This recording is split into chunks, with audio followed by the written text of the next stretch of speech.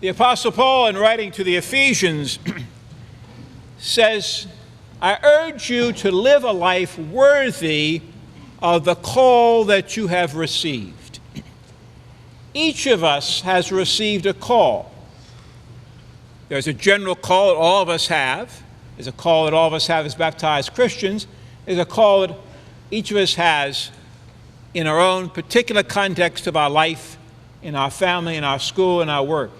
Each of us has a special call from God. And we need to be aware of that call, that the decisions we make in our life need to be made on the basis that we have been called by God to a special response to Him. And Paul goes on to say, to live in a manner worthy of this call, with all humility and meekness and patience, bearing with one another through love. Humility and meekness are not qualities one ordinarily associates with Jesuit high school. And that's unfortunate.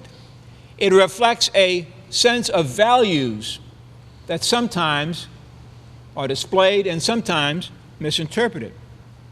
In the ancient world, the world in which Paul, the apostle, was writing to the Ephesians, in the Greek-speaking world of the Eastern Mediterranean, it was a very, very highly competitive society. Everybody had a place, and every interaction was, where are you on this ladder of status? If you're high, you certainly behave in a certain high way, in a certain arrogant way, perhaps. And you expected those who were under you to give you proper respect and reverence. Of course, you gave them certain benefits and rewards, and they responded to you by deferring to you and giving you glory. There's just enough glory to go around, not enough for everybody, so you had to compete for that. A highly, highly competitive society, and much a society based upon what your status was. Now, I'm not running down competition. Competition has its place. It's a very important thing that motivates us in our lives. But we need to know when to turn it on and when to turn it off. In the ancient world, they didn't know when to turn it off because they were obsessed with their status and their competition. So when Paul says, I urge you to live a life of humility, this was shocking, absolutely shocking to the Greek-speaking world in the Eastern Mediterranean world. But humility is truth. Humility is truth. It's not lowering ourselves so that we're constantly putting ourselves down and making us feel worthless. Because the truth is, we are never as good as we are when we think we're successful, and we're never as bad as we are when we're discouraged. The truth is, God has given us all sorts of gifts, and there are times when we're in good shape and times we're not in so good shape. The truth is a balance.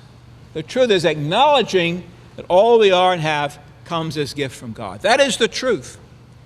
Winning at life does not mean what our assets are. Winning at life does not mean how many trophies we may have. Winning at life means responding to the plan that God has for us. That's winning at life. Success does not make us a better person. Winning does not make us a better person. Being a better person comes as the gift from God who helps us to understand what His plan is for us. And that source of truth is, of course, the Holy Spirit. The Holy Spirit is God's empowering presence, empowering us to do His will, to fulfill the call. It's His enlightening presence showing us the truth. Paul the Apostle in the letter to the Galatians makes a contrast between flesh and spirit. The flesh is the lower nature, and the flesh is that which seeking the wrong thing. And Paul talks about the flesh seeking impurity, the flesh involved in idolatry, the flesh involved in drunkenness and carousing. And he goes on to say that the flesh also involves hatred and rivalry and jealousy and anger and selfishness and dissension and factions and envy. All of that is the flesh that is at war in your heart and in my heart with the Holy Spirit. The fruit of the Holy Spirit is love, joy, peace, patience, kindness, generosity, fidelity, gentleness, and self-control. That is the fruit of the Holy Spirit. When we see those qualities in our life, we can see the Holy Spirit is at work within us. The Holy Spirit helping us to be people who are people of love, joy, and peace. This is the power of the Holy Spirit working in us. The Holy Spirit that empowers us to be humble when that is necessary, to be meek and gentle when that is necessary. It is the Holy Spirit that enables us to be patient with one another and preserving the unity of the Spirit.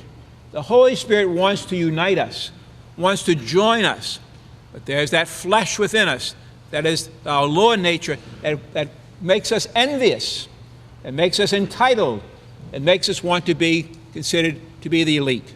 So we ask only God's grace and strength to counteract those thoughts that somehow I'm better than somebody else, or the negative thought that, poor me, I'm worse than somebody else, and therefore I deserve you deserve your pity and your understanding. No. God's grace and strength works in us by teaching us what the truth is.